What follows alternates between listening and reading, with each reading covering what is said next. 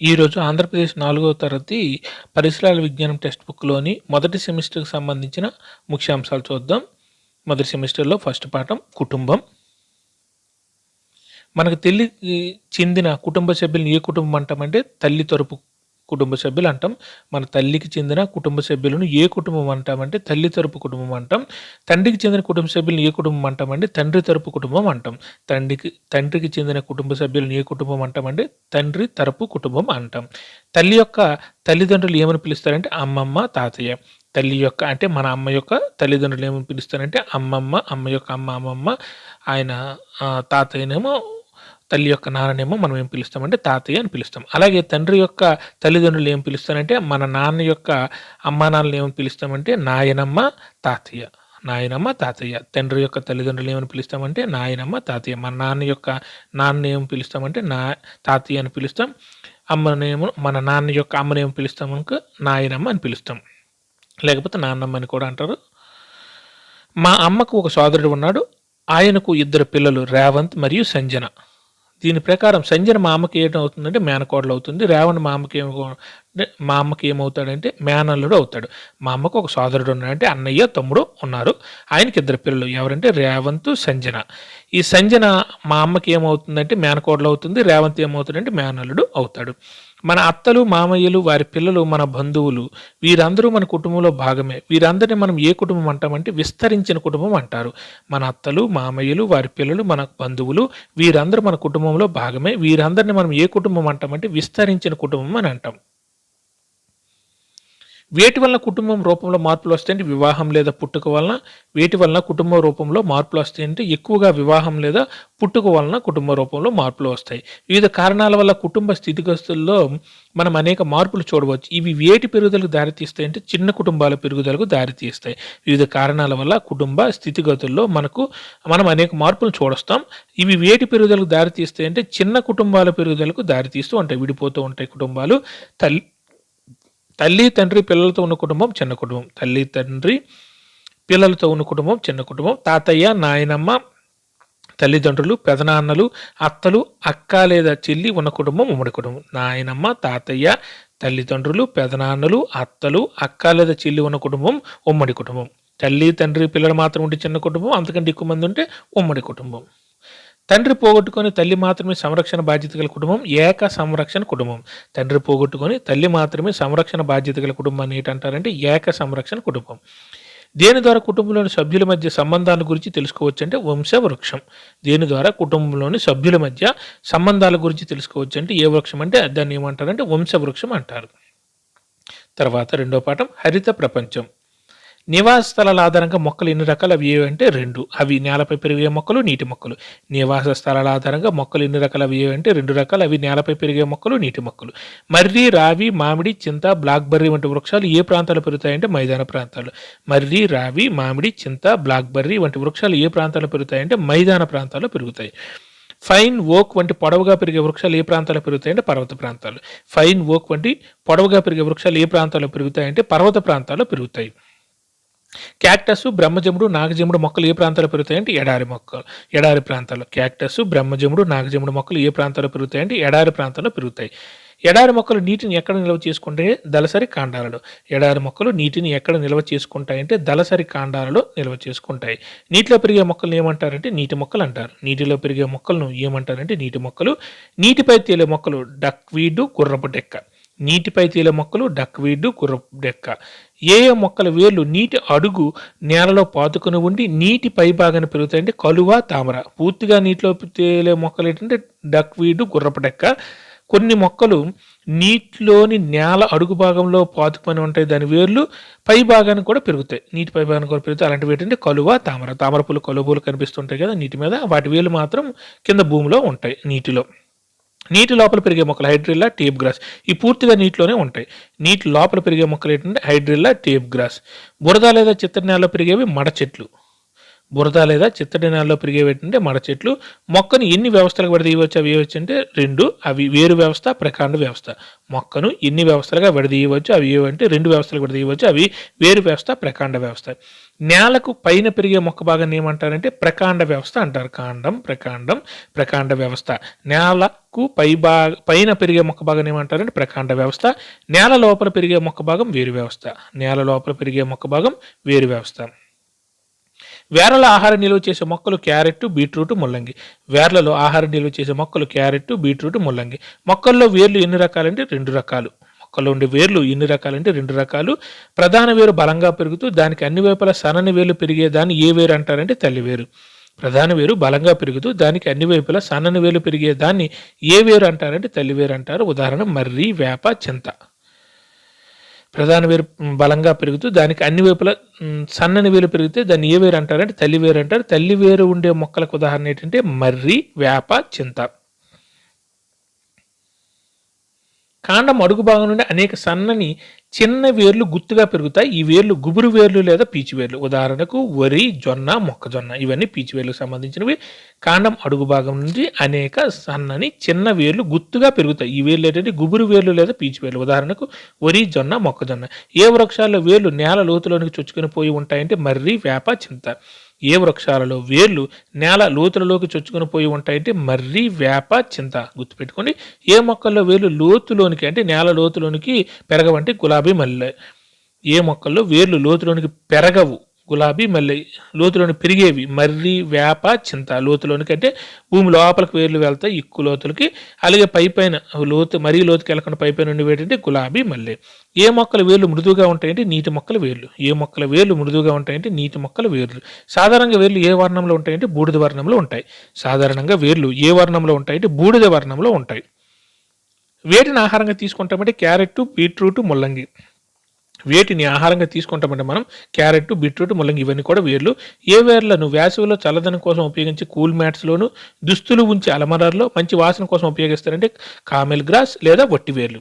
ఏ వేర్లను వేసవిలో చల్లదనం కోసం ఉపయోగించే కూల్ మ్యాట్స్లోను, దుస్తులు ఉంచే అలమరాల్లో మంచి వాసన కోసం ఉపయోగిస్తారంటే కామెల్ గ్రాస్ లేదా వట్టి వేర్లు. ఏ వేర్లను ఔషధంగా ఉపయోగిస్తారంటే లెమన్ గ్రాస్. ఔషధంగా ఉపయోగించే లెమన్ గ్రాస్, లెమన్ గుర్తుపెట్టుకోండి. లెమన్ అంటే ఒక రకమైన ఔషధం. ఏ వేర్లను ఔషధంగా ఉపయోగిస్తారంటే లెమన్ గ్రాస్. అదే కూల్ మ్యాట్స్లో అయితే కామెల్ గ్రాస్ లేదా వట్టి వేర్లను ఉపయోగిస్తారు కూల్ మ్యాట్స్లోను, దుస్తులు ఉంచే అలమరాల్లో వాసన కోసం. ఒట్టి వేర్లు. ఏ మొక్కల వేర్లను సువాసన తైలాలలోను దోమలను తరిమే పదార్థాలను ఉపయోగిస్తారంటే నిమ్మగడ్డి వేర్లు లేదా లెమన్ గ్రాస్.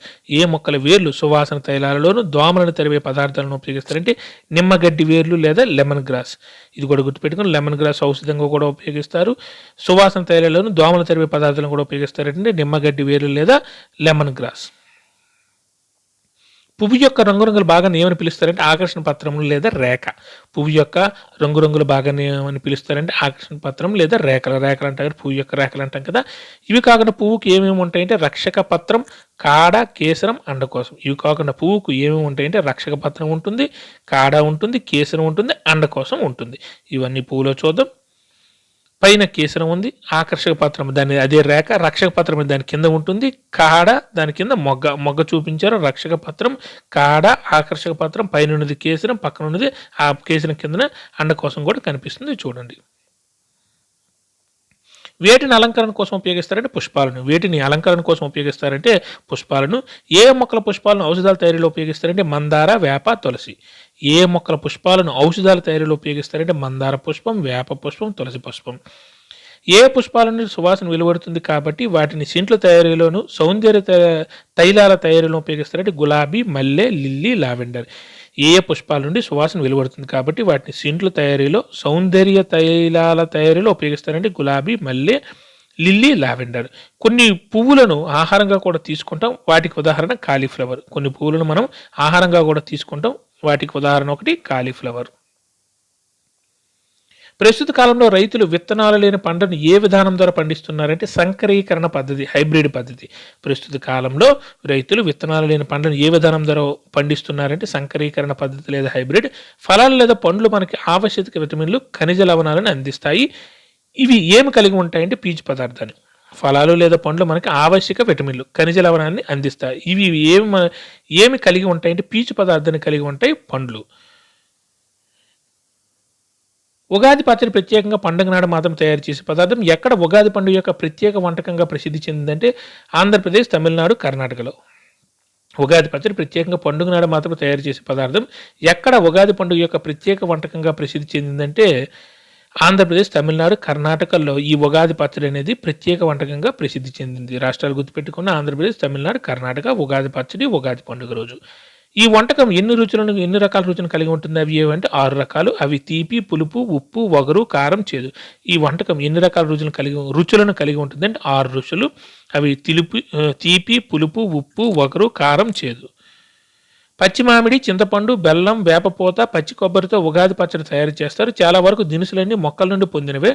ఉగాది పచ్చడిలోని ఏ రుచులు జీవితంలో మనకు 6 భావోద్వేగాలను సూచిస్తాయంటే షడ్రుచులు. ఈ 6 రుచులు పచ్చి మామిడి, చింతపండు, బెల్లం, వేపపూత, పచ్చి కొబ్బరితో ఉగాది పచ్చడిని తయారు చేస్తారు. 1, 2, 3, 4, 5, 6. చాలా వరకు దినుసులన్నీ మొక్కల నుండి పొందినవే. ఉగాది పచ్చడిలో ఏ రుచులు జీవితంలో మనకు 6 భావోద్వేగాలను సూచిస్తాయంటే ఈ షడ్రుచులు మనకు జీవితంలో 6 భావోద్వేగాలను సూచిస్తాయి. నిమ్మ, వేప, ఉసిరి ఫలాలు వేటిని కలిగి ఉంటాయంటే ఔషధ విలువలను. నిమ్మ, వేప, ఉసిరి ఫలాలు వీటిని కలిగి ఉంటాయంటే ఔషధ విలువను. కుంకుడుకాయ, సీకాయ వంటి ఫలాలను వీటిని శుభ్రపరచుకోవడానికి ఉపయోగిస్తారంటే వెంట్రుకలను. కుంకుడుకాయ, సీకాయ వంటి ఫలాలను వీటిని శుభ్రపరచుకోవడానికి ఉపయోగిస్తారంటే వెంట్రుకలను. మొక్కలు కార్బన్ డైఆక్సైడ్, నీరు, సూర్యరశ్మిని ఉపయోగించుకుని ఆహారాన్ని సొంతంగా తయారు చేసుకోండి. ఈ ప్రక్రియను ఏమంటారంటే కిరణజన్య సంయోగక్రియ. మొక్కలు కార్బన్ డైఆక్సైడ్, నీరు, సూర్యరశ్మిని ఉపయోగించుకొని ఆహారాన్ని సొంతంగా తయారు చేసుకుంటాయి. ఈ ప్రక్రియను ఏమంటారంటే కిరణజన్య సంయోగ క్రియ. తర్వాత 3వ పాఠం మన చుట్టూ ఉన్న జంతువులు. దేని తలకు ఇరువైపులా సన్నగా రంధ్రాలు ఉంటాయి. అయితే ఆ రంధ్రాలు ఈకలతో కప్పివేయబడి ఉంటాయి. ఇవి వినికిడిని కలిగిస్తాయి. పక్షులు. దేని తలకంటే పక్షుల తలకు ఇరువైపులా సన్నగా రంధ్రాలు ఉంటాయి. అయితే ఆ రంధ్రాలు ఈకలతో కప్పివేయబడి ఉంటాయి. ఇవి వినికిడిని కలిగిస్తాయి. పక్షుల యొక్క తలకు. దేని చర్మంపై ఉన్న దట్టమైన వెంట్రుకలను స్వెట్టర్లు, కోట్ల తయారీలో ఉపయోగిస్తారంటే గొర్రె. దేని చర్మంపై ఉన్న దట్టమైన వెంట్రుకలను స్వెట్టర్లు, కోట్ల తయారీలో ఉపయోగిస్తారంటే గొర్రె. ఏ జంతువులు చెవులైతే బయటకు కనిపిస్తాయో అలాగే చర్మంపై వెంట్రుకలు ఉంటాయో ఆ జంతువులు పిల్లలకు జన్మనిస్తాయి. ఈ జంతువులను ఏమంటారంటే శిశుోత్పాదకాలు. సింపుల్గా శిశుోత్పాదకాలు అంటే చెవులు బయటికి కనిపిస్తాయి, చర్మంపై వెంట్రుకలు ఉంటాయి. అలాగే ఇవి జంతువులు పిల్లలను కంటాయి. శిశుోత్పాదకాలు. ఏ జంతువులు చెవులైతే బయటకు కనిపిస్తాయో అలాగే చర్మంపై వెంట్రుకలు ఉంటాయో ఆ జంతువులు పిల్లలకు జన్మనిస్తాయి. ఈ జంతువులను ఏమంటారంటే శిశుోత్పాదకాలు అని అంటారు. ఈ జంతువులన్నీ ఏమని కూడా అంటారంటే క్షీరదార లేదా పాలిచ్చే జంతువులు. ఈ శిశుోత్పాదకాలను ఏమని కూడా అంటారంటే క్షీరదార లేదా పాలిచ్చే జంతువులని కూడా అంటారు. ఏ జంతువులు చెవులైతే బయటికి కనిపించవో, చర్మంపై వెంట్రుకలు ఉండవో ఆ జంతువులు గుడ్లను పెట్టి పొదిగి పిల్లలకు జన్మనిస్తాయి. ఈ జంతువులు ఏమంటారంటే అండోత్పాదకాలు అంటారు. శిశుోత్పాదకాలు, శిశువు వస్తుంది, అండోత్పాదకాలు. ఏ జంతువులు చెవులు అయితే బయటికి కనిపించవో, చర్మంపై వెంట్రుకలు ఉండవు ఆ జంతువులు గుడ్లను పెట్టి పొదిగి పిల్లలకు జన్మనిస్తే ఈ జంతువులు ఏమంటారంటే అండోత్పాదకాలు అంటారు. పిల్లలను కని పాలిచ్చే పెంచేవి డాల్ఫిన్లు. పిల్లల్ని కంటాయి, పాలిస్తాయి, పెంచేవి డాల్ఫిన్లు. మొక్కలు మరియు మొక్కల నుండి లభించే పదార్థాన్ని ఆహారంగా తీసుకునేవి శాకాహారులు. వాటికి ఉదాహరణ గేదె, మేక, జింక, గుర్రం. మొక్కలు మరియు మొక్కల నుండి లభించే పదార్థాలను ఆహారంగా తీసుకునేవి శాకాహారులు. ఉదాహరణ గేదె, మేక, జింక, గుర్రం. వేటికి పదునైన కొరికే దంతాలు, బలమైన నమిలే దంతాలు ఉంటాయంటే శాకాహారులు. వేటికి పదునైన కొరికే దంతాలు, బలమైన నమిలే దంతాలు ఉంటాయంటే శాకాహారులు. ఇతరుల జంతువుల మాంసాహారాన్ని ఆహారంగా తీసుకునే జంతువులు మాంసాహారులు. ఉదాహరణ పిల్లి, కుక్క, సింహం, గద్ద, రాబందు. ఇతరుల జంతువుల మాంసాన్ని ఆహారంగా తీసుకునే జంతువులు మాంసాహారులు. వాటికి ఉదాహరణ పిల్లి, కుక్క, సింహం, గద్ద, రాబందు. ఏ జంతువులు పొడవైన బలమైన చీల్చే దంతాలు లేదా పొదుమైన ముక్కు ఉంటాయంటే మాంసాహారుడు. ఏ జంతువులకు పొడవైన బలమైన చీల్చే దంతాలు లేదా పదునైన ముక్కు ఉంటాయంటే మాంసాహారులకి. మొక్కలు జంతువులు రెండింటిని తినేవి ఉభయాహారులు. ఉభయాహారులు. ఏ జంతువులకు పదునైన కొరికే దంతాలు, బలమైన నమిలే దంతాలతో పాటు చీల్చే దంతాలు కూడా ఉంటాయంటే ఉభయాహారులు. వాటికి ఉదాహరణ ఎలుగుబంటి, మానవుడు, కాకి. గుర్తుపెట్టుకోండి, ఎలుగుబంటి గుర్తుపెట్టుకోండి, మానవుడు ఎలాగో తెలిసిపోతుంది. ఏ జంతువులకు పదునైన కొరికే దంతాలు, బలమైన నమిలే దంతాలతో పాటు చీల్చే దంతాలు కూడా ఉంటాయంటే ఉభయాహారులు. ఉదాహరణ ఎలుగుబంటి, మానవుడు, కాకి. పక్షుల యొక్క దవడలు. వాటి ముక్కులే పక్షుల యొక్క దవడలు. గూళ్ళు కట్టేవి మగ పక్షులు, గూలలో గుడ్లు పెట్టేవి ఆడపక్షులు. గూళ్ళు కట్టేవి ఏంటంటే మగ పక్షులు, గూలలో గుడ్లు పెట్టేవి ఏంటంటే ఆడపక్షులు. గూడును చిన్న కొమ్మలు ఎండుటాకులతో నిర్మించేది కాకి. గూడును ఆకులు గడ్డి కొమ్మలు వేర్లతో అల్లేది గిజిగాడు. ఏ పక్షి చెట్టు ఆకులను కలిపి కుట్టి గూడుగా మలుస్తుందంటే టైలర్ బర్డ్. తన గూడును పొడవైన పుల్లలు, గడ్డి, చెట్ల కొమ్మలతో రాతి శిఖరాల పైన లేదా ఎత్తైన చెట్లపైన కట్టేది గద్ద. తన గూడును పొడవైన పుల్లలు, గడ్డి, చెట్ల కొమ్మలతో రాతి శిఖరాల పైన లేదా ఎత్తైన చెట్లపైన కట్టేది ఏంటంటే గద్ద. వలస వెళ్లే పక్షులకు సుదూరాలకు ఎగరవలసిన అవసరం ఉంది. ఈ ప్రయాణంలో తమ శక్తిని కోల్పోయే అవకాశం కూడా ఉంది. దీన్ని నివారించడానికి అవి ఏ ఆకారంలో ఏర్పడి ప్రయాణిస్తాయంటే వి ఆకారంలో. వలస వెళ్లే పక్షులకు సుదూరాల కంటే ఎక్కువ దూరాలకు ఎగరవలసిన అవసరం ఉంది. ఈ ప్రయాణంలో తమ శక్తిని కోల్పోయే అవకాశం కూడా ఉంది. దీన్ని నివారించడానికి అవి ఏ ఆకారంలో ఏర్పడి ప్రయాణిస్తాయంటే వి ఆకారంలో. చీమలు మనవలనే సమూహంగా కలిసి జీవిస్తాయి. ఈ సమూహాన్ని ఏమంటారంటే కాలనీ అంటారు. చీమలు మనవలనే సమూహంగా కలిసి జీవిస్తాయి. ఈ సమూహాన్ని ఏమంటారంటే కాలనీ అంటారు. చీమల కాలనీలో ఏమేమి ఉంటాయంటే రాణి చీమ, మగ చీమలు, శ్రామిక చీమలు. చీమల కాలనీలో ఏమేమి ఉంటాయంటే రాణి చీమ, మగ చీమలు, శ్రామిక చీమలు. తేనెటీగలు కూడా సమూహంగా జీవిస్తే అన్నీ కలిసి ఏమి నిర్మించుకుంటాయంటే ఇంటిని లేదా తుట్టిని. తేనెటీగలు కూడా సమూహంగా జీవిస్తే అన్నీ కలిపి ఏమి నిర్మించుకుంటాయంటే ఇంటిని లేదా తుట్టిని నిర్మించుకుంటాయి. ఏవి కలిసి ఆహారాన్ని పంచుకుంటూ తమ లార్వాలకు ఆహారాన్ని అందిస్తాయంటే తేనెటీగలు. ఎన్ని ఏనుగులు కలిసి వాటి పిల్లలతో పాటుగా సమూహాలుగా వెళ్తుంటే 10 నుంచి 12. ఎన్ని ఏనుగులు కలిసి వాటి పిల్లలతో పాటుగా సమూహాలుగా వెళ్తుంటే 10 నుంచి 12 గుర్తుపెట్టుకుని నెంబర్లు మాత్రం గుర్తుపెట్టుకుని బాగా. ఇలా గుంపులుగా జీవించే ప్రవర్తన ఏనుగులు ఏమందిస్తుందంటే రక్షణ అనేది అందిస్తుంది. తర్వాత 4వ పాఠం జ్ఞానేంద్రియాలు. జ్ఞానేంద్రియాలు ఏంటంటే 5. అవి కళ్ళు, ముక్కు, చెవులు, నాలుక, చర్మం. జ్ఞానేంద్రియాలు 5. అవి ఏంటంటే కళ్ళు, ముక్కు, చెవులు, నాలుక, చర్మం. ఏవి చక్కగా పనిచేయడం మన శరీరం ఆరోగ్యంగా ఉండడానికి చిహ్నం అంటే జ్ఞానేంద్రియాలు. దృష్టికి సంబంధించిన జ్ఞానేంద్రియం కళ్ళు. కంటిని సంరక్షించేవి కనురెప్పలు, కంటి పక్షాలు. సంరక్షించేవి ఏంటంటే కనురెప్పలు, కంటి పక్షాలు.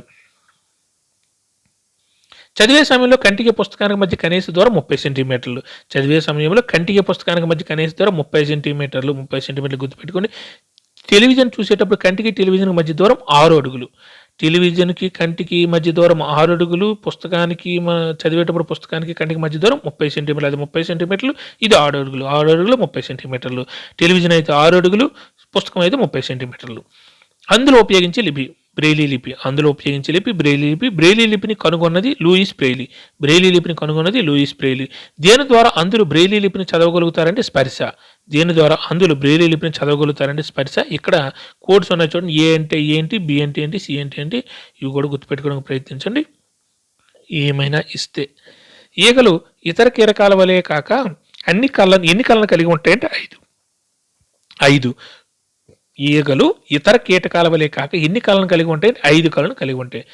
మంచి కనుదృష్టిని కలిగి ఉండేవి గద్ద, రాబందు, డేగ. చీకట్లో చూడగలిగే జంతువు గుడ్లగోబ. గాలిలోని దుమ్మును వడకట్టి శుభ్రమైన గాలిని ముక్కు లోపలికి పంపించేవి సన్నని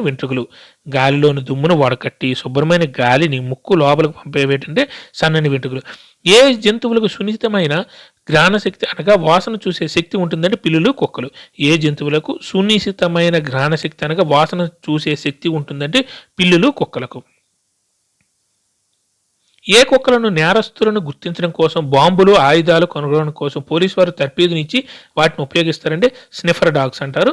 ఏ కుక్కలను నేరస్తులను గుర్తించడం కోసం, బాంబులు, ఆయుధాలు కనుగొనడం కోసం పోలీసు వారు తర్ఫీదు ఇచ్చి వాటిని ఉపయోగిస్తారంటే స్నిఫర్ డాగ్స్. ఏనుగులు ఎన్ని కిలోమీటర్ దూరం నుండి నీటి జాడను గుర్తించగలవంటే 3 కిలోమీటర్లు. 3 కిలోమీటర్లు. చెవిలోని గులుమును తొలగించడానికి ఉపయోగించేది హైడ్రోజన్ పెరాక్సైడ్. చెవిలో ఉండే సున్నితమైనది కర్ణబేరి. ఏంటంటే కర్ణబేరి.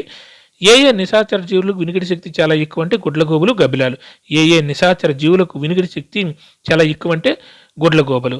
ఏ జీవి చిన్న శబ్దాలను కూడా వినగలదంటే పిల్లి. ఏ జీవి చిన్న శబ్దాలను కూడా వినగలదంటే పిల్లి.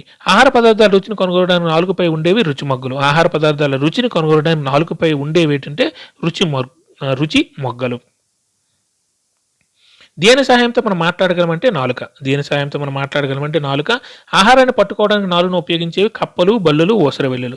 ఆహారాన్ని పట్టుకోవడానికి నాలుగును ఉపయోగించేవి కప్పలు, బల్లులు, ఊసర వెల్లులు. పొడవైన నాలుకను కల జీవి జిరాఫీ. పొడవైన నాలుక కల జీవిని కలిగి ఉన్న జీవి ఏంటంటే జిరాఫీ. నాలుగు ద్వారా వాసన పసిగట్టేది పాము. జ్ఞానేంద్రియాలన్నింటిలో సున్నితమైనది ఏంటంటే చర్మం. చర్మంతో తన శత్రువులను గుర్తించగలిగేది పాము. నాలుగు ద్వారా వాసన పసిగట్టేది కూడా పాము. ఏది మనల్ని ఆరోగ్యంగా ఉంచుతుందంటే వ్యక్తిగత పరిశుభ్రత. వ్యక్తిగత పరిశుభ్రతనంగా స్నానం చేయడం, దంతాలను శుభ్రం చేసుకోవడం, చేతులను కడుక్కోవడం మొదలైనవి. వ్యక్తిగత పరిశుభ్రతనగా స్నానం చేయడం, దంతాలను శుభ్రపరచుకోవడం, చేతులను కడుక్కోవడం మొదలైనవి. ఏ చట్టం ప్రకారం నడవలేని, చూడలేని, వినలేని, మాట్లాడలేని వారిని దివ్యాంగులు లేదా విభిన్న ప్రతిభ గల వ్యక్తులు అంటారంటే పీడబ్ల్యూడి చట్టం 2016. ఆర్పీడబ్ల్యూ అంటారు the rights of persons with disability act 2016. ఏ చట్టం ప్రకారం నడవలేని, చూడలేని, వినలేని, మాట్లాడలేని వారిని దివ్యాంగులు లేదా విభిన్న ప్రతిభ గల వ్యక్తులు అని అంటారంటే పీడబ్ల్యూ చట్టం 2016. పీడబ్ల్యూ చట్టం ఎప్పుడుదంటే 2016. ఇది గుర్తుపెట్టుకోండి. ఈ చట్టం ప్రకారం నడవలేని, చూడలేని, వినలేని, మాట్లాడలేని వారిని దివ్యాంగులు లేదా విభిన్న ప్రతిభ గల వ్యక్తులు అని అంటారు. దీన్ని ఇప్పుడు ఆర్పీడబ్ల్యూ అంటున్నారు the rights of persons with disabilities act 2016. ఇది 2016లో వచ్చింది. పీడబ్ల్యూ యాక్ట్ 2016 గుర్తుపెట్టుకోండి. కృత్రిమ కాలి సాయంతో నాట్యం చేయగలిగే నర్తకిగా ప్రసిద్ధి చెందినవారు సుధాచంద్రన్. పుట్టుకతోనే అంధత్వం కలిగి సినిమా ప్రపంచంలో గాయకునిగా గొప్ప స్థానాన్ని విజయాన్ని అందుకున్నవారు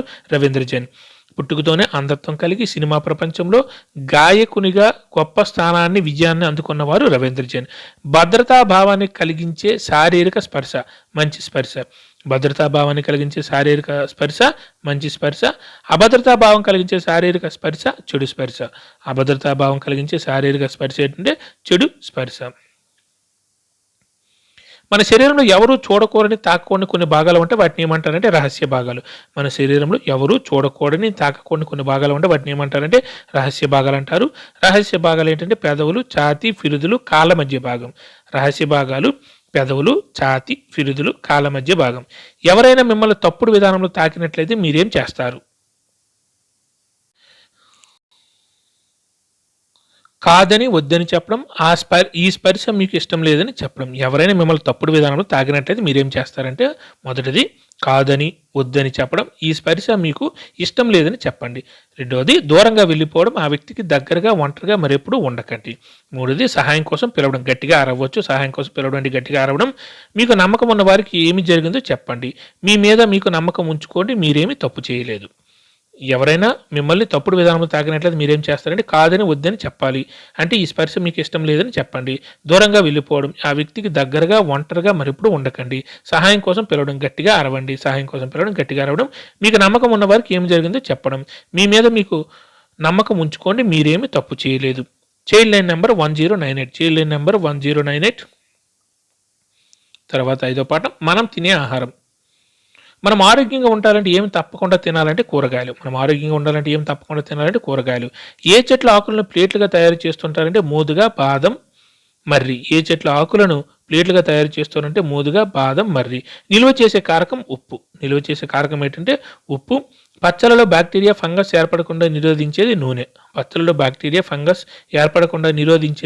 నూనె. కొన్ని కూరగాయలు, మాంసం, చేపలను అధిక చల్లదనం కలిగి ఉన్న పెట్టెల్లో ఉంచి నిల్వ ఉంచుతారు. ఈ పద్ధతిని ఏమంటారంటే ఫ్రీజింగ్. కొన్ని కూరగాయలు, మాంసం, చేపలను అధిక చల్లదనం కలిగి ఉన్న పెట్టెల్లో ఉంచి నిల్వ ఉంచుతారు. ఈ పద్ధతిని ఏమంటారంటే ఫ్రీజింగ్ అంటారు. ధాన్యాలు పాడవకుండా నివారించడం కోసం ఏ చెట్టు ఆకులను ఎండబెట్టి నిల్వ ఉంచే సంచులు ఉంచుతారంటే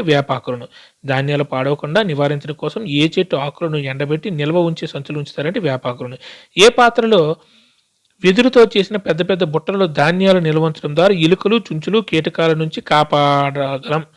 టిన్ను, స్టీలు, అల్యూమినియం. ఏ పాత్రలో వెదురుతో చేసిన పెద్ద పెద్ద బుట్టల్లో ధాన్యాల నిల్వ ఉంచడం ద్వారా ఎలుకలు, చుంచులు, కీటకాల నుంచి కాపాడగలమంటే టిన్ను, స్టీలు, అల్యూమినియం పాత్రల్లో. తర్వాత 6వ పాఠం నీరు.